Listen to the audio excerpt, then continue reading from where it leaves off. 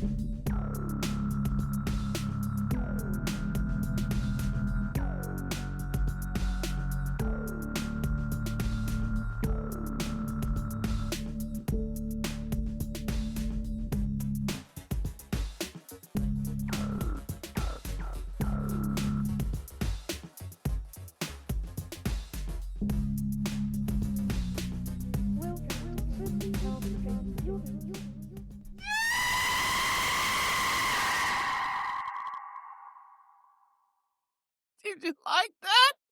Did you enjoy that addition to the theme song?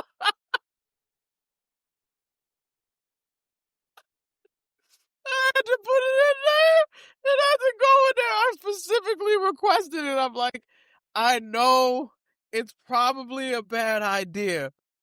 I'm telling production, like, it's probably a horrible idea to put that in the song, especially if you're wearing like headphones or earbuds. But that had to be in there.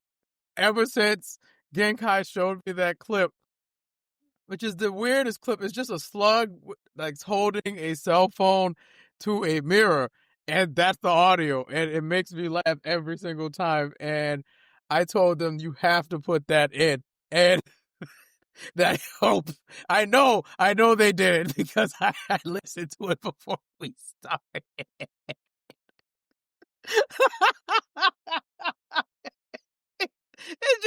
It just brings me joy. I'm sorry. But hi everybody, it's the MCZX here. I'm rolling solo tonight for another episode of Simply Complicated Universe, and the reason why is pretty simple. It's circumstances beyond my control, and I could very well get upset. I could be mad that I'm the only one here doing this, but that's not going to serve anyone. Rizu's sick. Genkai is out doing Genkai things. I'm sure Siren's taking care of Rizu, and hopefully Siren's not sick. I don't know, but the crew's not here due to circumstances, but I'm here, I'm healthy, and I wanted to put an episode out before the year was up because, honestly, keep it real with y'all, we switched to a 2-week format so we could have time to take care of anything just in case we weren't able to get together, but it's been 2 weeks, and it's just circumstance after circumstance after circumstance, and it's a little frustrating. I will say that it's frustrating to constantly have to change plans, I guess, but it's okay. Plans change all the time, and it's all about how you react to those changes, because if I was my old self, some people would have got cussed out. Not gonna lie to y'all, the show may have been on hiatus due to outbursts, but I'm better than that, and I don't need to do that anymore because I'm here and we're doing the show. We're doing what needs to be done. You know what I'm saying? Instead of complaining. But I hope you all are doing well. Christmas is literally around the corner as of this recording, and New Year's is also around the corner. Can you believe this year's already done? It's been a crazy year. I was thinking we should do a recap, or hopefully get together and just chat about the year in general. But I want to do that with the whole squad. I don't want to do that solo, and I don't want it to seem like it's one-sided and I'm just yapping away here. There's a couple things I wanted to talk about this week because some cool stuff happened over the past 2 weeks, and we should have got to it last week, but it is what it is, all right? The Video Game Awards happened. Had some exciting stuff that appeared at the Video Game Awards. John Cena had his final match.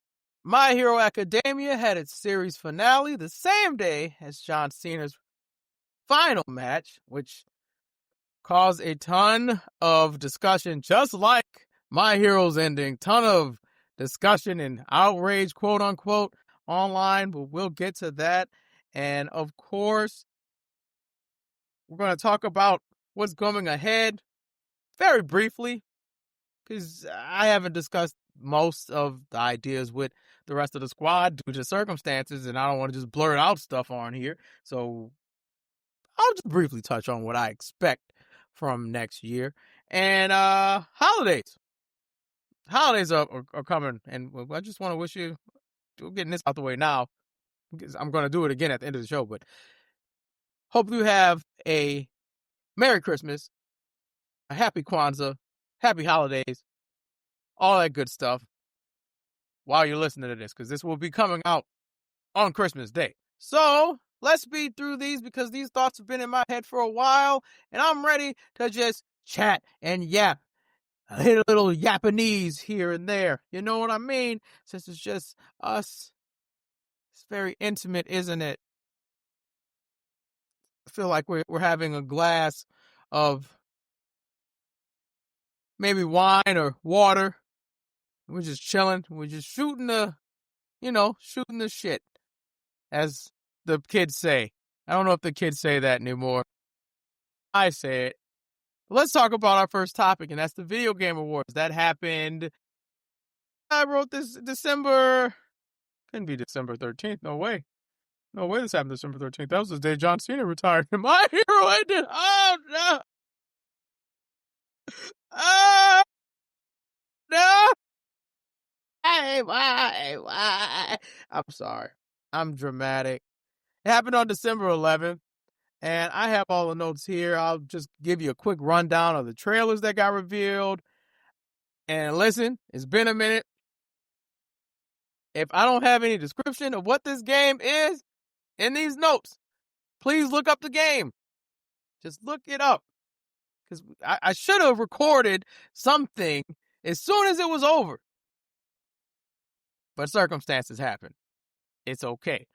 The opening act went as follows. For the trailers, you had the Free Shepherd. I know that game's about you playing as a dog and you're herding sheep. You're doing that. There's Decrepit. Audiomac. Pragmata got its release date. It's going to be April 24th, 2026, and the demo is coming to the Switch too. And there's a demo out. Sorry, it's coming to the Switch too, and there's a demo out. It's Bradley the Badger.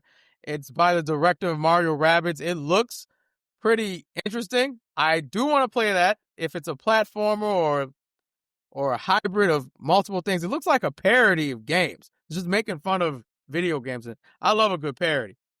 Then there's Stupid Never Dies, and that closed opening act. They had a couple awards that were given out, but most people know the Video Game Awards isn't about who wins. I mean, it kind of is, but you're really here for the reveal.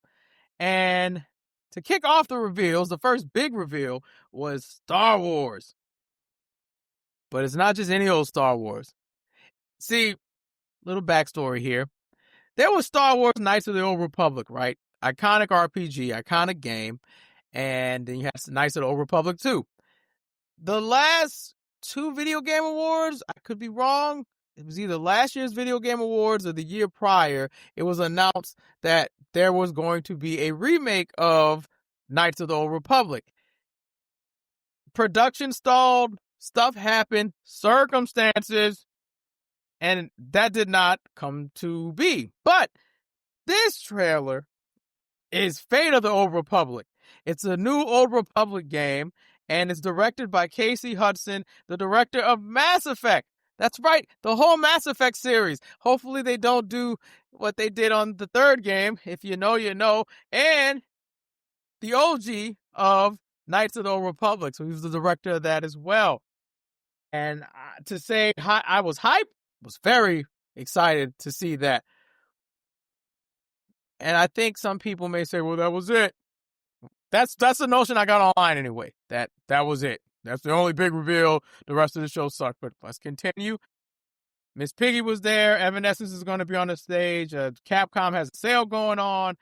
There's a New Year's sale going on just about everywhere. So if you're looking to get some games, Steam's got them.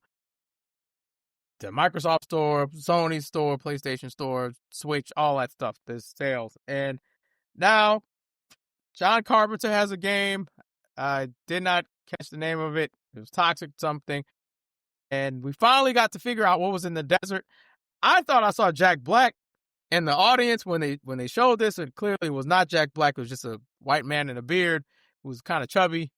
And it was not Jack Black. I apologize, Jack Black. But Divinity 3 is coming. That monument in the desert was a thing for Divinity 3. I have the first 2 Divinity games. And I need to play them because this trailer was pretty gory. It was disgusting. And I'm curious to know what could possibly be going on in this third game, and does it tie to the first 2 games? I have to play those. The statue was called the Hellstone, by the way, just so everyone knows. Now it was time for the first award on the main show, and that was Best Performance. And you want to know what? This is the first of many awards that's going to Claire Obscure Expedition 33 because the voice actor, Jennifer English, won that award. Then you had J.J. Abrams and Mike Booth from Bad Robot to present a game for PS5 and PCs. It's called Four Loop. You're going to die a lot trying to save the world. That's it. Then Wildflower Interactive had a trailer for Covenant of the Chicken Foot. That was an interesting game. Looks like a cool little adventure when you play as an old lady with chicken feet. Then the creators of Soma presents the trailer for Ontos, a sci-fi mystery thriller. Then Zen Zone Zero introduced the first dual hero, which is Zong Huang, or however you spell that. And then you had the Angels of Delusion as well. Switch 2 had a showing of Resident Evil Requiem, the Dusk Bloods, and Final Fantasy coming to the Switch 2 next year. 2XKOs coming to consoles in January. And it's ironic. Final Fantasy Tactics goes on sale after I purchased it. Even though I purchased it with a gift card I got for my birthday, it doesn't change the fact that I brought it at full price and it went on sale. I should have waited. I know I should have waited, but I wanted to play it. And I've yet to play it, by the way, but still, I wanted to play it. And I figured, now's a good time to use that card. Uses the card. Guess what? 2 weeks later, I'm on sale. Sorry. All right.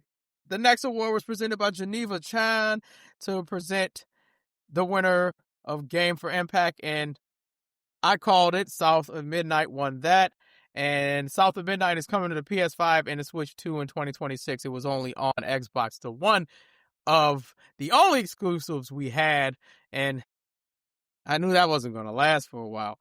And then Resident Evil Requiem confirms what everyone else already knew, that Leon Kennedy was coming to the game. And they've been teasing it the entire time. If you would have inverted the Requiem logo, it spells Leon. So that was pretty neat. Order of the Sinking Star is revealed. It's a trailer. It's a puzzle game with over 1,400 puzzles. Then you have Archetype Entertainment. They presented an interesting game called Exodus. Trailer looked cool. It drops in 2027, so hopefully we remember it in 2026.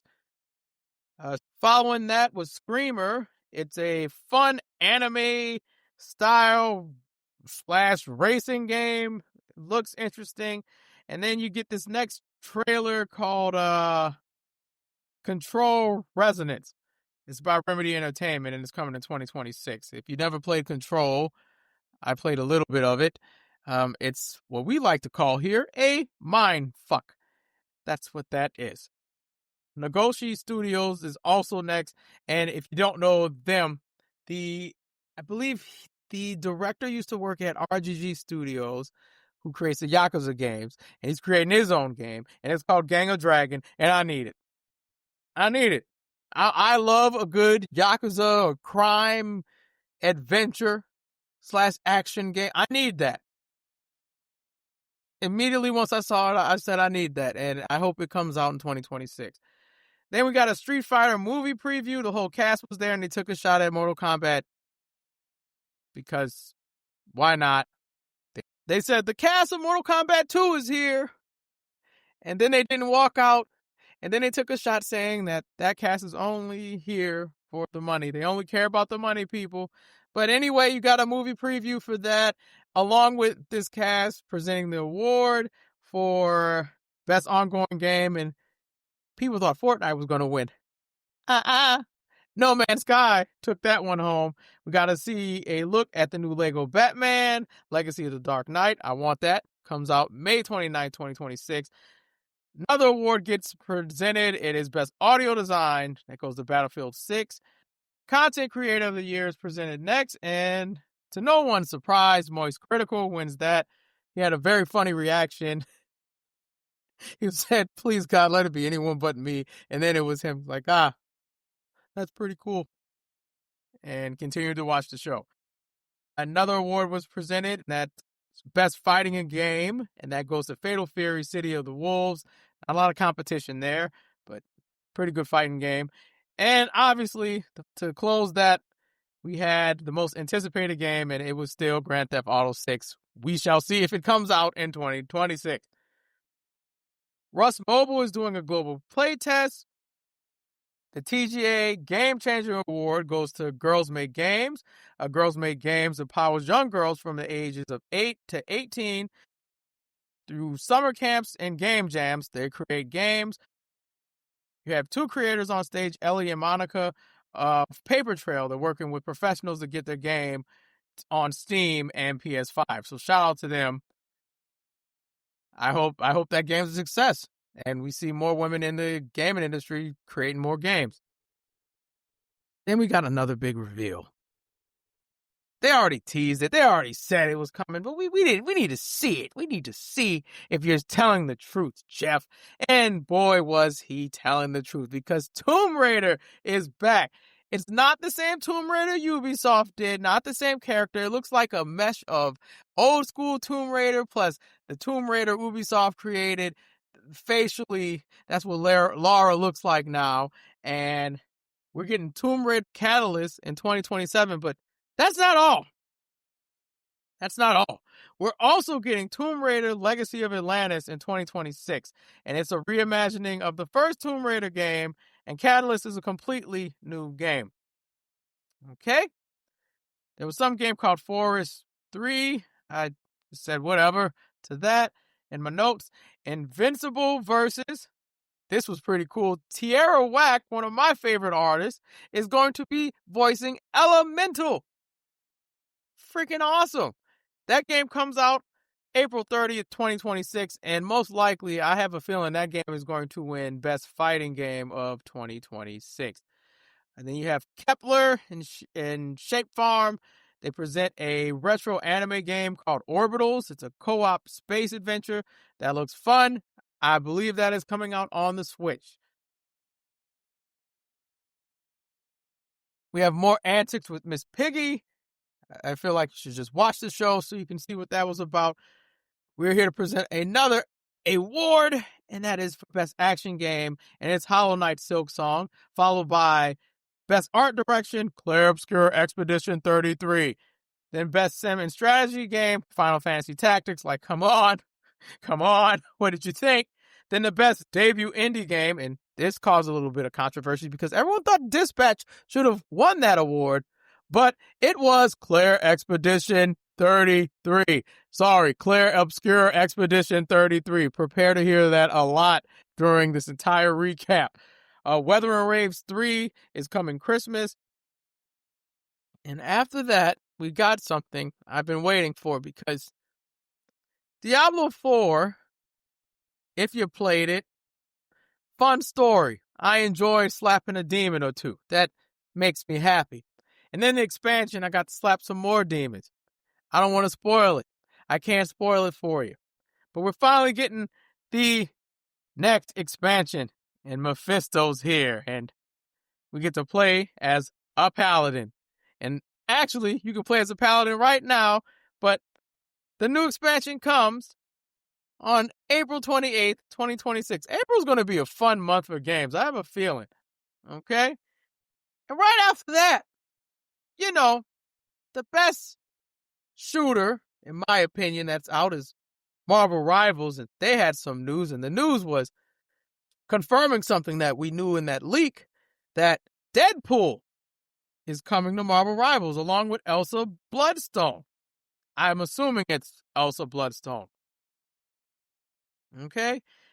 But Jimmy-chan comes back right after that. And guess what? Got to talk about that new 007 game, First Light. And could the game get any bigger? Oh, yes.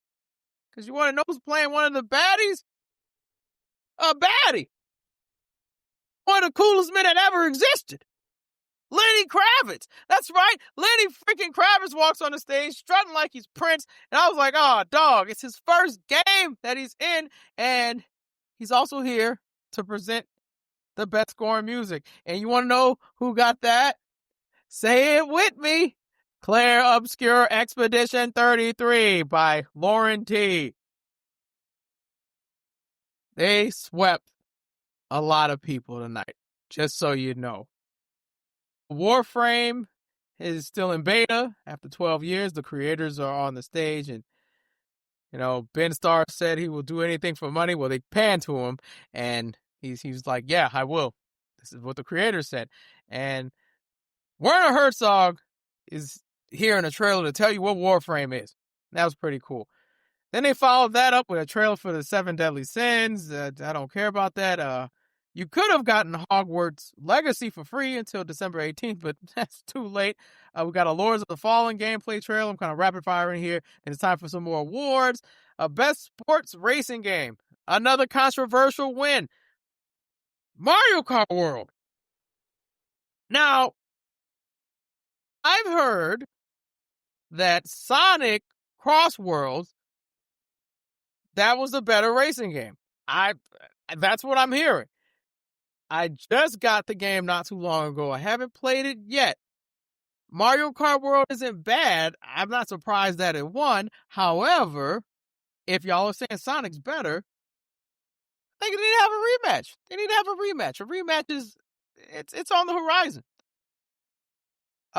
Then we get Best Community Support. Baldur's Gate 3 won that. Best VR game was The Midnight Walk. I can't comment on that. I think that is the game that it looks like you're made of clay or something like that. I'm not sure, but I don't own a VR, so I couldn't talk on it.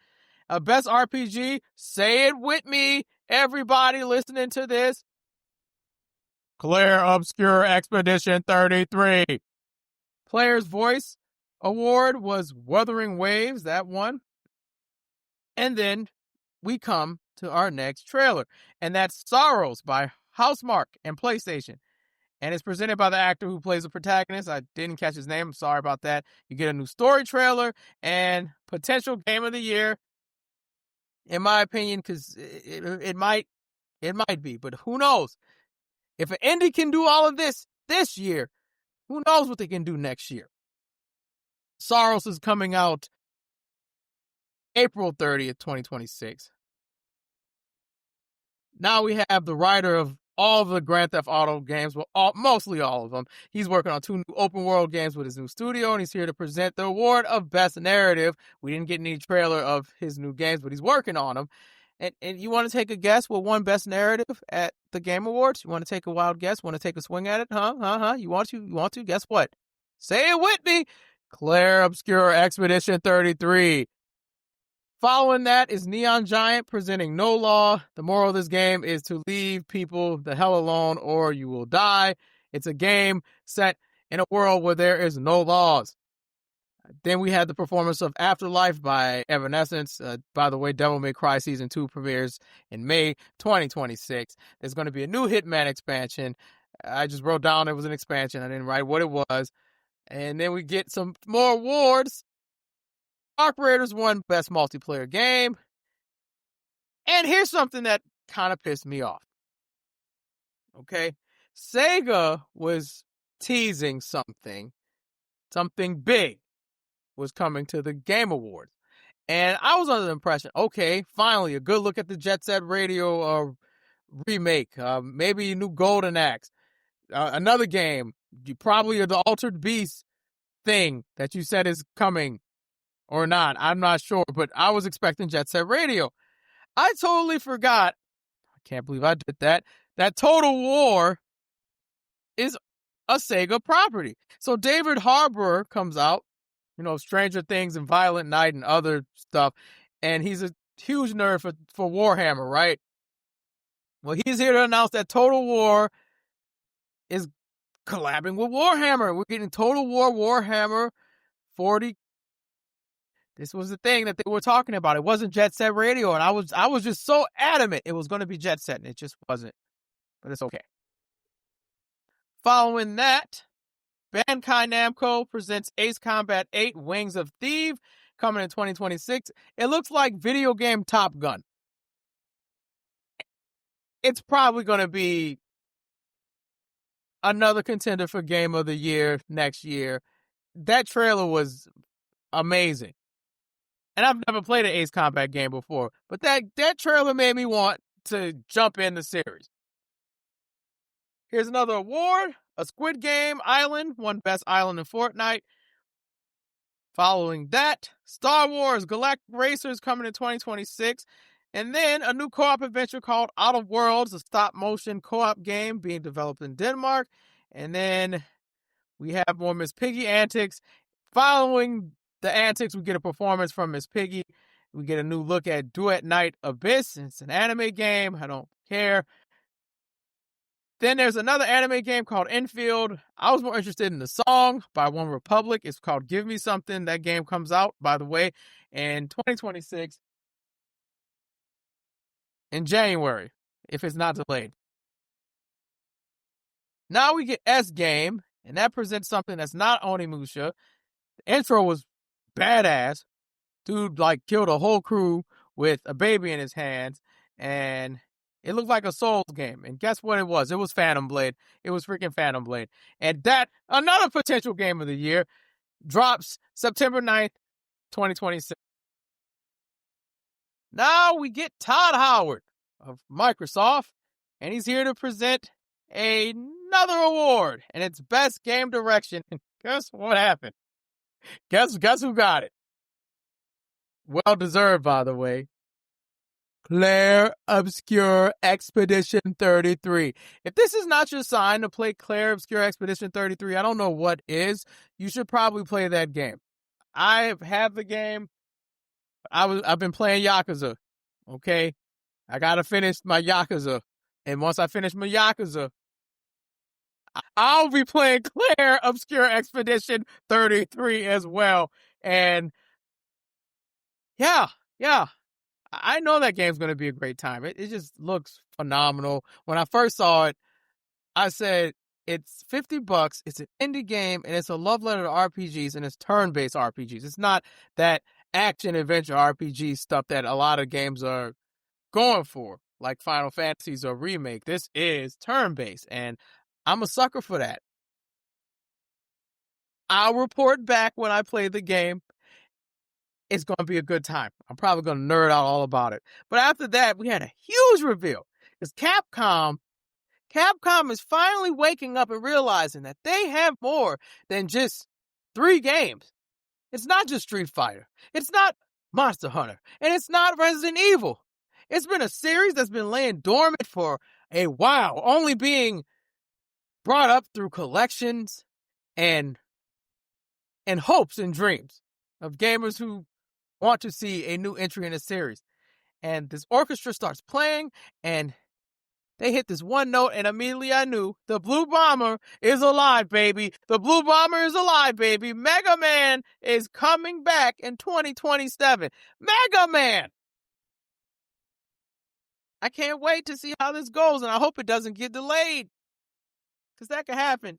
We get to see another exclusive look at the Mario movie. Koei Tecmo shows us another look at Neo 3. Solo leveling Arise Overdrive is also shown. And then we have our final world premiere. And this did not go over well on the internet because despite the game looking fun, it's another shooter. And we have Marvel rivals. Like, we have Fortnite, we have Marvel rivals, we have Arc Raiders. Those are the big three right now in my book. We don't need another one. But for getting another one, it's free to play, and it's called High Guard. It looks like it's set in the medieval times, and you have magic and guns and stuff. It looks fun. Don't get me wrong, but we have enough of these. And I think that was the sentiment the internet had. We have enough of these. We have the Marvel game. If DC makes one, we'll have that game. We have Fortnite. We have Arc Raiders. We don't need another one of these. And it's free to play, so you know what that means. Microtransactions about to be everywhere. Okay? But now it's time to talk about the game of the year. And I think you know where this is going. The presenter is the winner of last year's game of the year, which was Astrobot. And that's Nico Asobi of Astrobot. And the orchestra and the flute guy, shout out to the flute guy, he always kills it.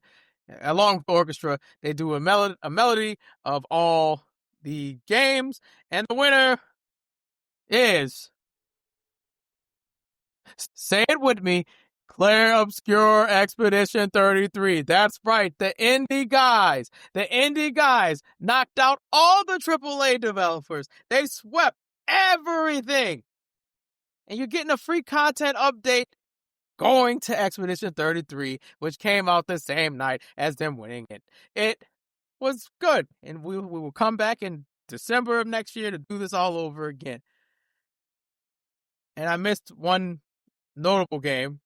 Best action game went to Hades 2. Just got to put that out there because Hades 2, Hades supremacy, okay? Hades supremacy. I think overall this was like a B+ show. Was it that spectacular? But freaking Mega Man, come on. Knights of the Old Republic getting a freaking new game. Yeah. You earned that. And Claire Expedition 33, Claire Obscure Expedition 33, I must say, won everything. Like, great. I would have been nice to see Dispatch get the Indie Award because, I mean, if it wasn't obvious, Claire Obscure Expedition 33 was going to win everything that night. If it was nominated in every category, it was a chance. It was going to win everything. And we were proven correct. It was a fantastic show. Jeff did a good job. I think Summer's Games Fest is, I don't know, this is turning into like Summer's Games Fest Part 2 in my head.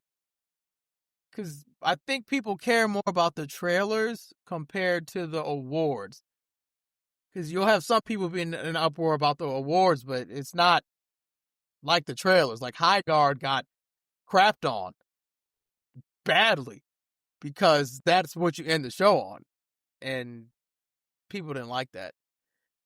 Outside of Sonic losing to Mario Kart World, I mean, that and the Dispatch thing, I can't really think of anything else. But that was the Game Awards, and this is where I would say production has a transition to the next segment, but we don't have that yet. So we're going to the next segment, and this was a fun one to debate people online about. And that's John Cena in his final match. So at Saturday Night Main Event on December 13th, John Cena stepped into the ring one final time against an opponent I already knew he was going to be facing, and that's Gunther.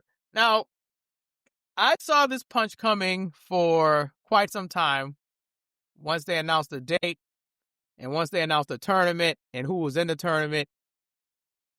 At first, I thought it was going to be a story where Sheamus beats John Cena for the Intercontinental Championship and retires his buddy. That would have been nice to see. Okay? Been cool.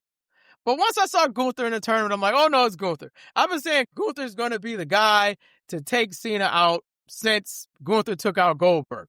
I had a sneaky suspicion that Gunther is this era's legend killer, in a sense. And I remember talking with Dark Vodka about it. That's DJ Edge Boy.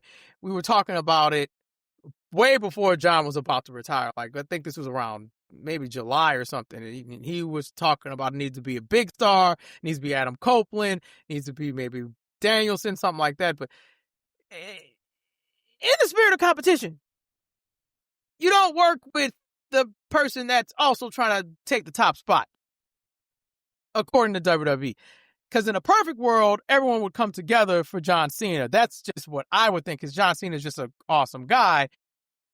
Let's screw the competition for a while. Let's bring everybody in to see this guy off, because he's John freaking Cena, and he's got a history with a ton of people who may not even work here anymore. We had a couple of surprises during that tournament with the return of Dolph Ziggler for one night and Zack Ryder for one night. And it could have been more. Truthfully, I wish the tournament got announced earlier instead of the final 4 or 6 weeks of John being there. I wish they would have announced it maybe after. My timeline is going to be a little off, so maybe after that Cena versus Logan Paul match or Cena versus Lesnar match. They could have announced the tournament then, and we could have had a build to it instead of it being kind of thrown together. One thing I can agree with before I get to the match, I can agree that the booking hasn't been the best. But after watching John Cena's interview with Cody Rhodes on Cody's podcast, you can't really be upset. You're entitled to an opinion, but you can't be upset because the two guys who are performing the story, they got to get the story to get to the finish line. They have to get from point A to point B for the story. And yes, Cena could have been booked better. Yes, he should have been there longer. We could have did more dates. But plans change. And you can't worry about when things don't work out. That's one thing I took away from that podcast. You can't worry about that. Sometimes things aren't going to work out. What are you going to do? You have to figure out what you're going to do so this works. And that's what Cody and John did. And I think that's what John did for the remainder of his retirement tour. There's points where you would look at some of these matches like, really? Why is he fighting Lesnar against? Really? Why is he doing this? He should be doing this. You only got so much time. So, could have been booked better? Absolutely. I think Big Nose could have done more, but he, it's him. I'm still, by the way, just a side before I get to the match. No, I'll save it because I'm going to get to, once I get to the match and the criticisms that came online, this will all flow together then. I'll save it. So, the show was pretty good. It was showcasing young talent, and it was a very fun show. In my opinion, you got to see performers have fun on that stage. Young and the veterans, the future versus the present. And it was great. Cena and Gunther's match was what I expected it to be. Is Super Cena going to come out? Is John going to defeat this guy with no problem? Is John capable of beating Gunther? Can he defeat this monster? Is it possible for John Cena to even lose? Is John Cena going to tap out to Gunther? Will John Cena's send-off end with a win? There's no way Cena's going to lose, right? It's just impossible. Everybody's behind him. And there was a lot of hope spots in this entire match. There was parts where it looked like Cena had him. But you could also see John wasn't lying about slowing down. He did. He was not really wrestling the guy. He took his spots. He took his hits. Took his bumps. John wasn't doing a lot of offense. John hit him with shoulder tackles, 5-knuckle shuffles, got 2 of them for the third one, and third one get in there. hit a bunch of AAs, FUs. I think he got the STF on early in the match, but John wasn't doing a lot of offense. He wasn't wrestling. He was like hitting his greatest hits. He was giving it his all with his greatest hits. And when he went for the third 5-knuckle shuffle, yeah, that's when it all went down. It went all downhill from there. I think Gunther either hit a power bomb, John kicked out, and then he just put that sleeper on John.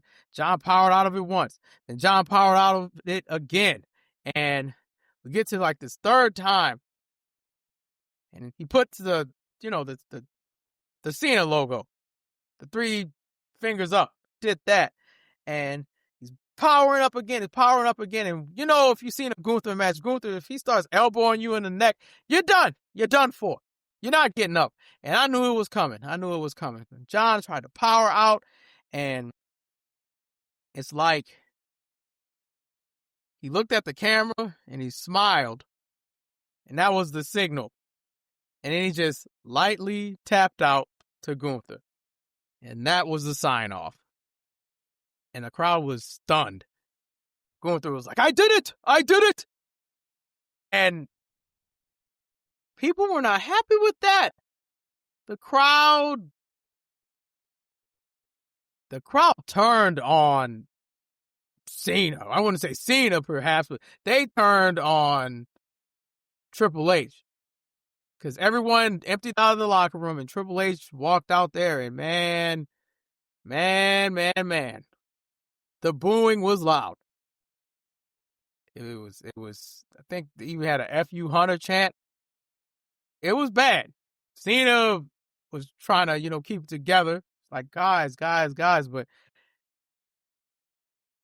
Cena said in Cody's podcast, it's about having a communication with the crowd. Now, I don't think the crowd was okay with him losing, because I think some people view John Cena like I view Sting. Sting ain't losing his last match. And I understand the sentiment of Cena not losing his final match. Yeah, Cena should have beat Gunther. Should have, but it was done is done. The tap out, the letting go, rather, was very poetic. I loved it. Me, personally. I thought that was the right move, because one argument I saw online was John Cena shouldn't have tapped out like that. Why would you want him to? What else do you want him to do? Tap out a little aggressively after smiling to the camera and letting y'all know, well, I'm letting go of this. I'm letting go of the WWE Universe. I'm done. Oh, he should have passed out. John Cena is an authentic man. Okay? He's a very authentic person. If he says something, this is what's going to happen. John said he's not wrestling anymore after this. Towards no more wrestling. If John would have passed out instead of tapped out, what that does, instead of giving you a definitive answer, what it does is leave the door open for John Cena to come back and wrestle Gunther one more time to get his lick back. And that ain't it. If the man don't want to wrestle no more and he can't keep up, and y'all saw he couldn't really keep up, he was doing his best, he gave it his all like he said, but come on, man. John is getting old. He's 48. Your bump card only has so many bumps you can take. I don't think there's no amount of money that can make him come back to wrestle, because he's finished. He's going to be an ambassador for the WWE for the next 6 years, but John Cena's not wrestling no more, and him passing out is not it. John Cena winning the match also isn't the best option. It would have been a cool option, but it's not the best option, because people forget the show was about the future. Gunther's like 36 years old or 37 or whatever, but it's about the future. And Gunther beating John Cena elevates Gunther. It elevates him to be this new monster heel that will put down a legend with no problem, because he can do it. You saw what I did to Cena. You saw what I did to Bill Goldberg. I could do that to y'all. If y'all think about retirement, you have to come see me, and I'll happily send you to retirement. Like, it turned Gunther into this massive, ultimate monster and heel by him beating John Cena. If it was the other way around and Cena beats Gunther, you don't really talk about it as much. You just don't. And this is where the comparison of AEW's treatment of Sting's retirement comes in. People kept comparing those two retirements like I said they would. And folks kept telling me on threads, oh, no, that's irrelevant. But I kept seeing the argument over and over again. Sting didn't go out on his back. Sting wanted to go out on his back. His opponents and the booker, the owner of the company, said, you're Sting. You're not losing to the Young Bucks. There's no point for you to lose to the Young Bucks. And the Young Bucks do not want to put you down. It doesn't help you at all. Sometimes traditions need to be broken. And that was a time where tradition got broken in half, sawed it in half. And they sent Sting off on a beautiful note. The crowd was very happy.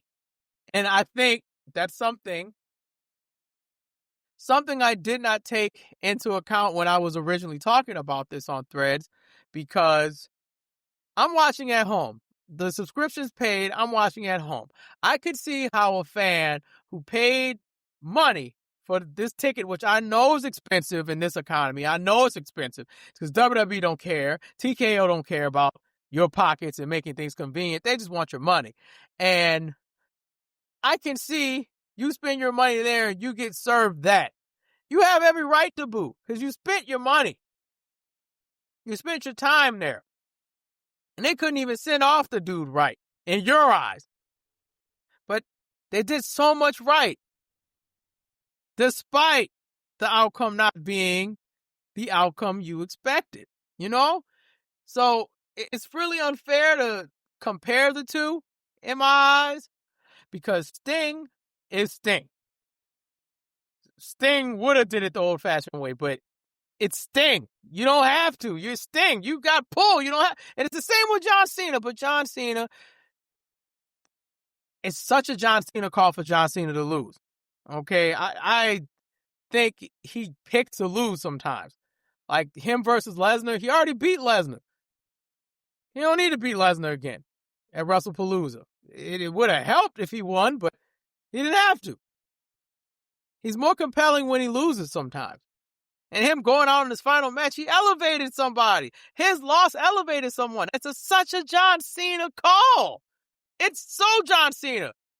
Sting losing doesn't elevate the Young Bucks, because we already hate the Young Bucks. At that point in time, they were the founding fathers and doing that stupid gimmick then. Like, dude, no one liked that. Eventually, they got it together. The bookings got much better for the Young Bucks, but they're going to be out for a while. But I bring that up because that was another argument I kept seeing people talk about. And I highly recommend y'all who are still complaining, go watch the What Do You Want to Talk About podcast with John Cena, because John Cena once again said plans change. You got a job to do. We're going to have a conversation. I'm going to give it my all. John Cena himself did not care about The Rock and Travis Scott, that arc falling apart, because who cares about what it could have been? Look at all the stuff they were able to do without those two. Look at all the stuff they were able to accomplish without those two. Right? Cena don't give a damn about that. And neither should you. You can fantasy book all day till the cows come home. But that's not going to change what was presented. That's not going to change what you watch. He said it himself. If Rock and Travis was there, you don't get the AJ Styles match. There's a chance you don't get the CM Punk match. There's a chance you don't get the Cody match, the Logan match. This Gunther thing, there's a chance that this entire thing would have looked completely different if those two stuck around. But creative changes. Circumstances happen. When circumstances happen, ain't much you can do but roll with the punches. And that's what the guy did. Been doing it for 26 years. You think John Cena doesn't know what's best for his career? You think John Cena's not sitting in creative with them? You think he doesn't know? Come on, man. Come on. And the amount of people that argued with me that I was wrong and it should have been this and it should have been that and it shoulda. Bro, it's done. Ain't no more shoulda. It's done. It coulda. It ain't no coulda. It's done. It's complete. It's finished. We have a definite answer of how this is over with. John's not wrestling anymore. But one thing remains true. Wrestling fans are unable to be 100% satisfied with what they see on the screen because, and I'm guilty of it too, we will nitpick greatness. We will nitpick things that will age beautifully down the line. We will nitpick matches that just happened. We will nitpick things that just got announced and sometimes be negative about the announcement. Like, I threw a hypothetical out there. Like, let's say we're in a perfect world and AEW and WWE are going to work together this one night on a special joint pay-per-view for a good cause. Like I said, in a perfect world, that would never happen because WWE is not aligning themselves with good causes. And yeah, but let's say they do that and they announce Will Ospreay versus Seth Rollins. That's the big main event match. Happens 2028. I guarantee you the IWC is going to crap on that match before it happens. They're going to crap on that match while it's happening, and they'll crap on that match after it's happening. And it will be just this big divide of people who get it and people who don't get it because it didn't go the way they wanted it to go. And I hate that for wrestling fans. I truly do. It's like you can't enjoy the product because it's not going your way. Oh, this isn't how it was supposed to be booked. Are you part of creative or something? Did we miss that? Like, me personally, I can book stuff. I can give out ideas, but I'm not in the rooms with them. I'm not a writer of WWE, and nor I wouldn't want to be at this point in time because Big Nose, I don't like him. Triple H don't book the way I like. Not anymore. He had it at a point when he was running NXT, Black and Gold and all of that. He had it. Then it didn't work. It's just not working anymore. And on top of that, I don't like how WWE is aligned with this current administration right now. And I don't want to support a product that is supporting like ICE and people being taken away and folks' rights being stripped away from them. And, you know, the guy that's in the Epstein files and has done terrible things to kids. I don't want to support a company that is aligning themselves with that. So I told myself by the end of the year, I'm done with this place. WWE, cool. Whatever. I'm not watching. I'm not giving it more of my time because it doesn't seem like it's being respected. And to that part, I agree with those who are complaining about the Cena finish. Like, your time's not being respected. Absolutely. I get that. I get it. But on a moral note, I can't rock with that. Can't be on the White House lawn saying, "Oh, everyone just get out there and move a little bit," and you don't read the room. You don't see what's going on out there for people. Like, first of all, why is this in my wrestling? I come to escape from what I see in the real world, and you're putting that in my wrestling. My pro wrestling don't need that. My weekly drama does not need that. I don't need to see what you've been doing outside of this. Okay? I don't care. Quite frankly, I don't need to see it. But here we are.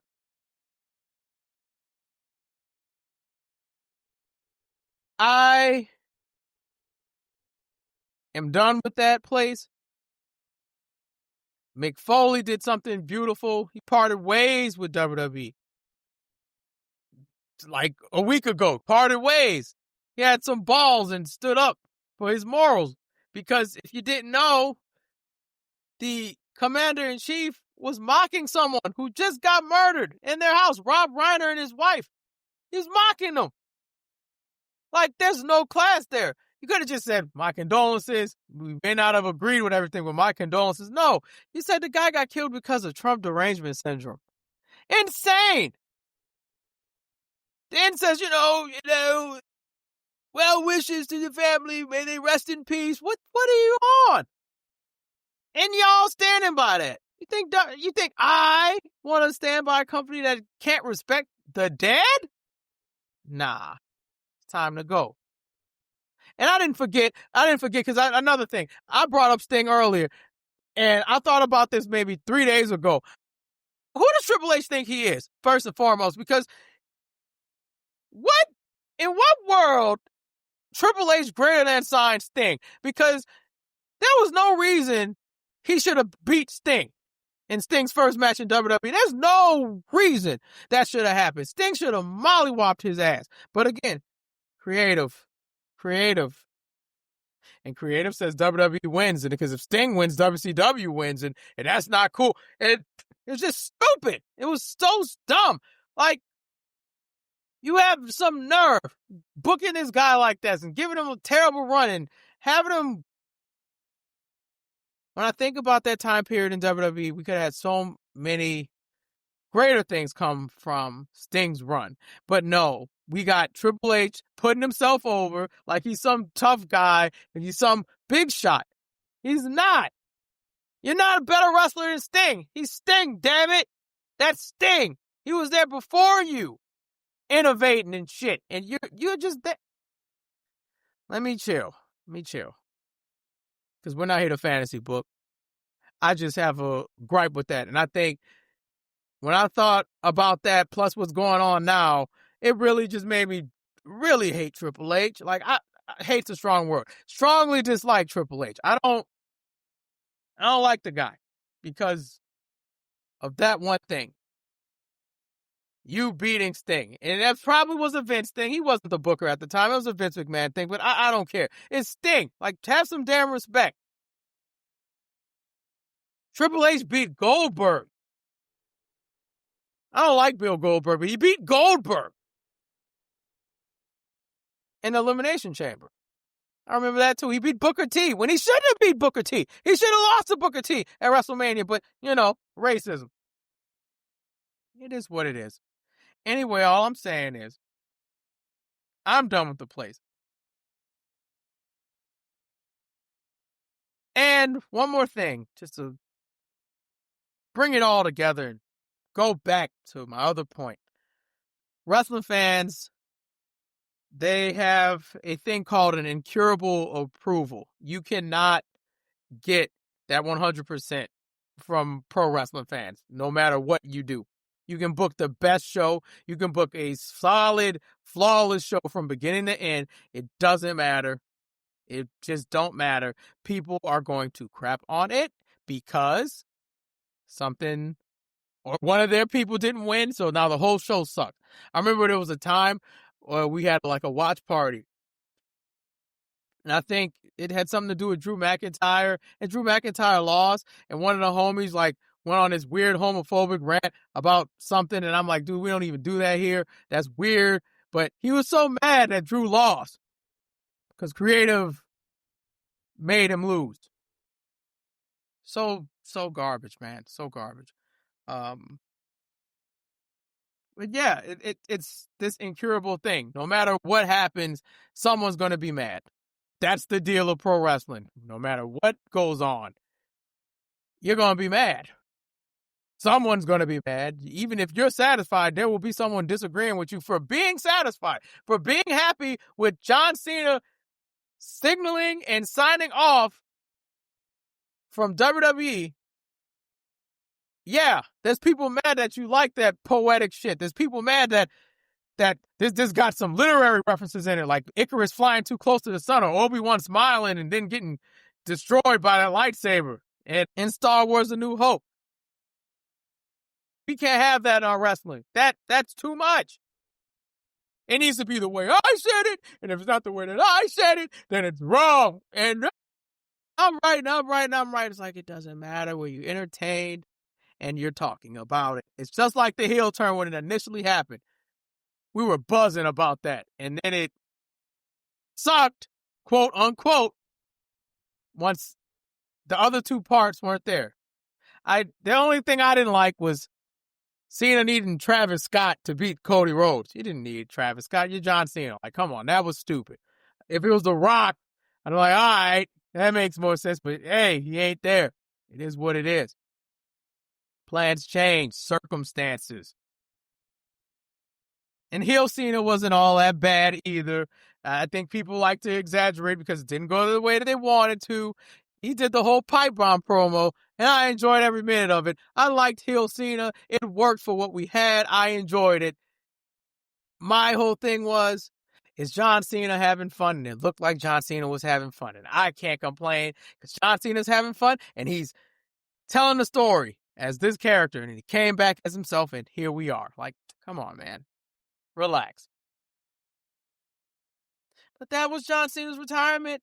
And on top of that, another show that I can't spoil it for you guys, but another show that had some polarizing opinions was My Hero Academia. It's over. We're at the final season. I mean, Vigilantes is getting a second season, and maybe I should go back and watch the first season of Vigilantes. But the main show is over. I think the manga's over as well. It's done. And I enjoyed the ending. I had a good time watching that. Bakugo will get all the respect. I'm sure Rizu would agree with me. Bakugo is that guy. And no one's going to say he's Vegeta or just some sidekick. No, Bakugo's Bakugo. He's the man. And in the future, I'm assuming he'd be number one hero, or Shoto's the number one hero. One of y'all is the number one hero. But yeah, come on, man. Bakugo. And if I wish I could tell y'all what he did, like, because I'd spoil it, but I don't, because I feel like you need to watch it and get hyped like I did, because I threw my slippers like twice after I saw what he did. Let's just say he took a baby out. He took a little punk ass out who thought he was better than everybody. He knocked that ass out, and it was great. It's fantastic. Deku went from Spider-Man to Iron Man. That's all I'm going to say. Thanks to Bakugo. That's all I'm going to say. I thought the ending, though, was sweet. Everybody got highlighted. It wasn't just two people. Arizu did tell me they took out something important that happened in the manga regarding Uraka and Deku. But Midoriya Shonen, I'm sorry. I will spoil this one thing. All Might doesn't die. All right? Because I thought he was. I was under the impression, yeah, All Might is out of here. The way the season before it ended up, like, oh, that dude's done. All for One's about to put this man to sleep. But that didn't happen. But it was close. It was close. It was so close, so close. Ending, as I said earlier, fantastic. I didn't see anything wrong with it. There's something that happened, and I alluded to it by saying he went from Spider-Man to Iron Man, but it was necessary. Sometimes you have to give up something so you can achieve the goal that you need to achieve. You can't hold on to something forever. And that was what Deku did, in a sense, to stop the problem that was known as Shigaraki. And again, more poetic stuff. I can't spoil it because I have a thing about spoiling shows. I don't like doing that. Like, unless I'm reviewing it episode by episode and I have to talk about what happens in an episode, I cannot just tell you. But let's just say, if you see something in someone and you got to do what you got to do to get closer to them so you can understand them and try to help them instead of harm them, you're going to do that. And that's what Deku did. You'll have to watch the show to see what happened. But what a knockout. What a fantastic show. My Hero was one of those shonens that it made me feel something like, kind of like DBZ in a sense. But DBZ, if all the background characters got like full arcs and it didn't just feel like background characters, they didn't feel like sidekicks, they all felt important. That's one thing I liked about My Hero. Everyone's important in the show. the villains, the supporting cast, everybody makes a difference in the show. Like, we could spin this off for anyone that's in the show. And one thing I forgot from season 1, Midoriya was telling us a story about how we became the greatest heroes of all time. He was telling us the story, and I forgot that one little detail up until a certain episode. And the story is still being told. It's being told from a certain perspective that I cannot tell you. Oh, I want to tell you what it is. I want to tell you what perspective he's telling you from now. Like, so it's so good, man. It's so good, bro. Like, that show meant the world to me, low key. Like, what a great shonen. People who say Deku cried too much, no, he's a human being. He's a human. He's a teenager, and he's juggling a lot of stuff. Like, come on, man. He's too emotional. He's too this. He's too that. No, he's a perfect protagonist to me. Someone you can root for. He's the ultimate babyface. Like, even when he was being a dick to his friends, still was rooting for him to get it together because you care about him. That show made you care. That show, throughout all those seasons, made you care and give a damn about everyone on it. Shows like that, you don't forget shows like that. It's like the first time you watch Full Metal Alchemist Brotherhood. It sticks with you. And I think My Hero will stick with people who enjoy shonens. It's the ultimate shonen for me. I don't think to me, and I'm probably wrong for saying this, we don't need any more shonens after this. This is it. We don't need anything else. I'm not getting behind any other ultimate babyface that's not this, because I'm just going to be comparing him to Deku. I'm going to be comparing him to Dragon Ball Z and My Hero Academia, because Deku reminds me of Goku, but less moronic. Goku be doing some stupid stuff. Deku's like a refined version of Goku in my eyes. But he's human. He's human. It's like Superman. But he's human. He's a kid. He's trying his best. All right? I could be wrong. And I have no problem being wrong. It's just my opinion. There's going to be anime fans that completely disagree with what I'm saying. And that's okay. It's all right. What a knockout. What a show, man. It sucks that it's over, but I'm glad it happened. And they did tease that the story continues. It just said plus ultra, so I don't know if we're getting a show called My Hero Plus Ultra, because I'm ready. I'm here. I will be set. I'll wait till the season ends and I'll binge watch the whole thing. You know? So there's that. Freaking knockout of a show. Well, speaking of knockouts, I forgot about this, guys. Jake Paul versus Anthony Joshua happened, and it went exactly how we all knew it was going to go. Anthony Joshua knocked his ass out, and Buddy tried to say, it's part of the script. He's not supposed to be, there's a clause that says you can't knock me out. You didn't get knocked out, Buddy. You didn't lose consciousness. He knocked you down, and you kept falling down since the first round. Buddy took his soul that entire fight. The homie Drew Orleans woke me up out of my nap. Said, hey, you watching this show? And I'm like, man, I don't want to watch that, because I was under the impression it was going to be rigged. It was going to be something stupid. It was going to make Anthony Joshua look like he just needed some money, and I didn't want to watch it. However, I had it on. I fell asleep because I fell asleep. I saw Anderson Silva, and I'm like, why is Anderson Silva fighting, what was that, Tyrone Woodley? Like, what is that? I fell asleep watching that fight. And that's when Drew called. And I missed the Alicia Baumgardner fight. Beautiful black queen. She could beat me up. I don't care. Like, you could punch me. Please don't punch me for real, though. But she won her fight, to no surprise, because she's a beast as well. But I woke up, and I'm really like, man, why I left this on? I'm going to wake up, and probably Jake Paul's going to be glowing like, I'm the best boxer in the world. Whatever. But get up, watch the fight, and me and Drew Orleans are watching it together. And the whole time I'm screaming like, this white boy's a fraud. He's a fraud. He is mediocre. He's not a boxer. He's not a boxer, because why are you gassed at the second round? You've been running away from this dude from the first round. And then by round 3 and 4, you keep falling over yourself. And kept clinching and clinching and clinching. Round 5, he just fell down. think round 5 he tried to say that Anthony Joshua needed him in the balls or something like that. It was round 4, and he clearly fell on his stomach, but whatever. But round 6, Anthony Joshua had enough, and he knocked his ass out. And I was screaming on the phone, like, that's what I'm talking about. That's what I'm talking about. I should have put money on it. I should have. Truthfully, I should have put money on it, but I'm not a gambling man, and I don't like to gamble. I don't like losing money like that. I don't want to put $20 down and lose $20, and I never see the $20 again. I just don't do that. That's me. But saw that fight, figured we should report that.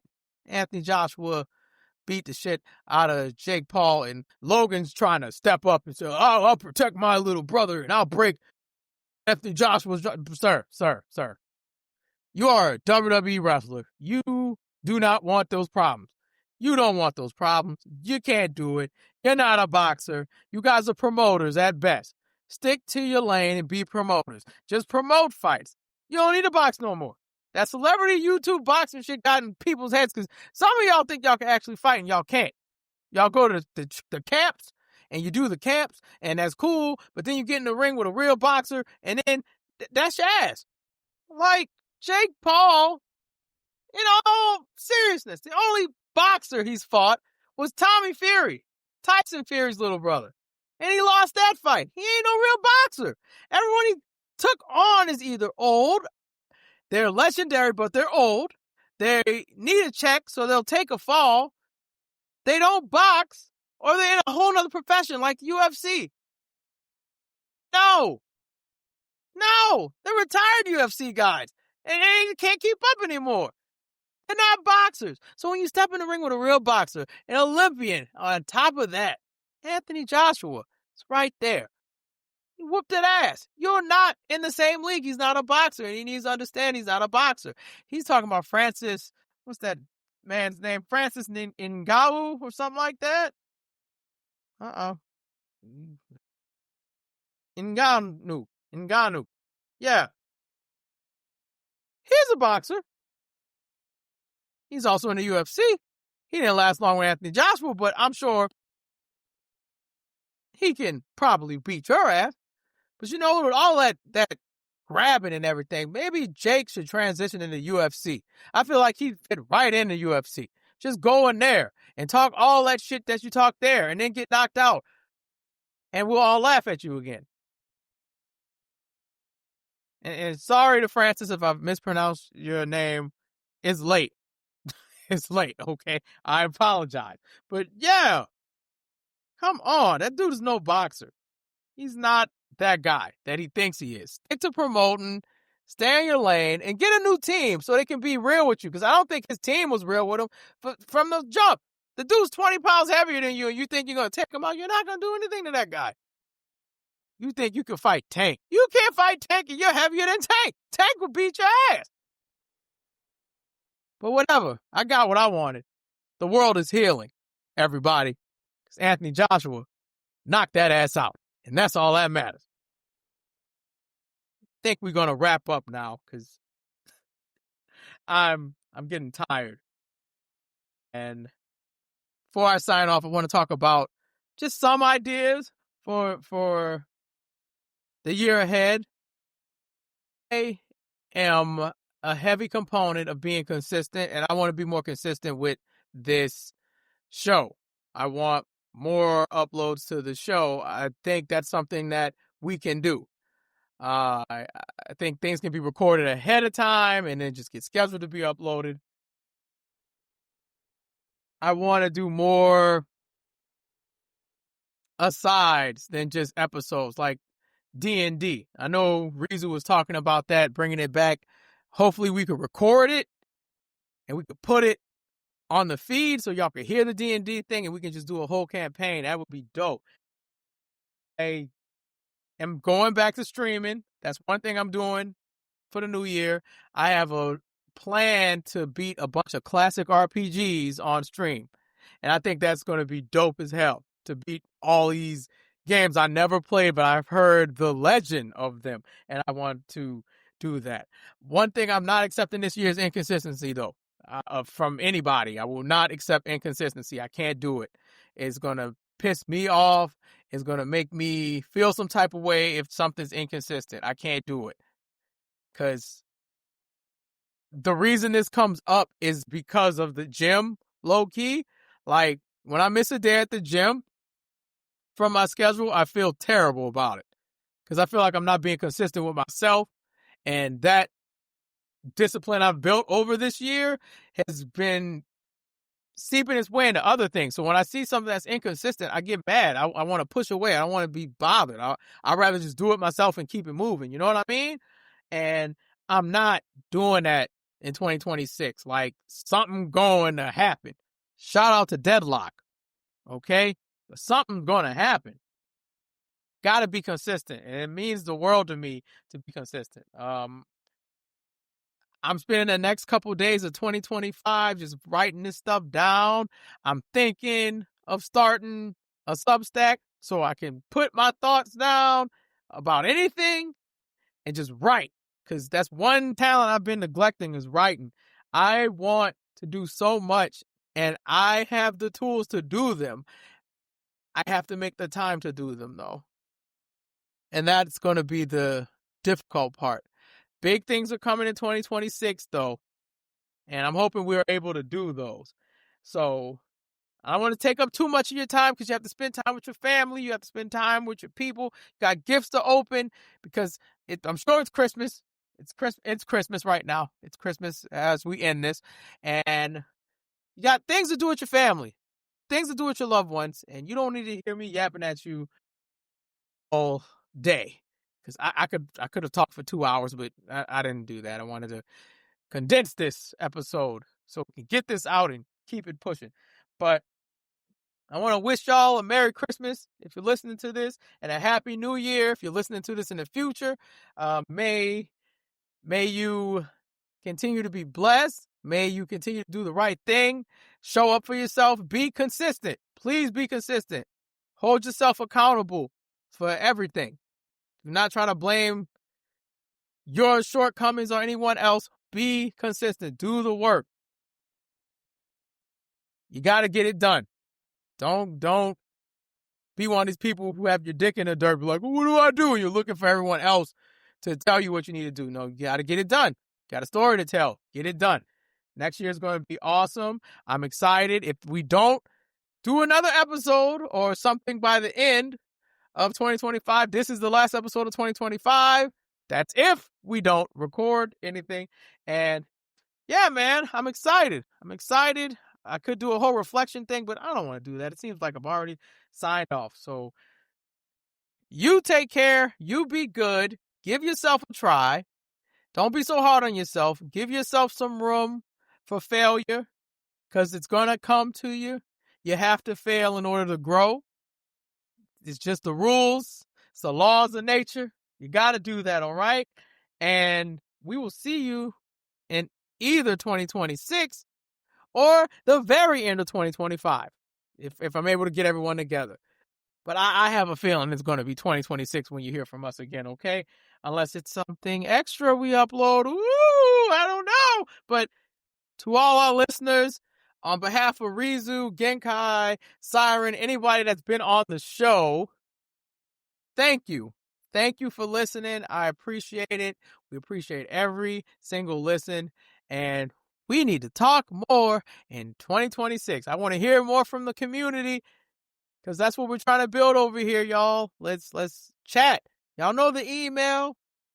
I miss doing the mailbag episodes. Send some questions in at what'sinOurSack@gmail.com. And if you want to collab, hey, this is simplycomplicated@gmail.com.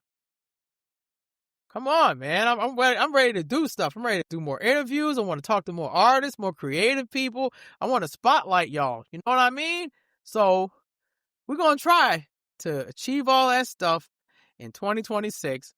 I'm going to talk with the team. I'll talk to production. Production's going to be updating the theme song and whatnot. And then add next Chrimuh because it makes me you know what? If I start doing music again, I think that's going to be my producer tag. Yeah. Just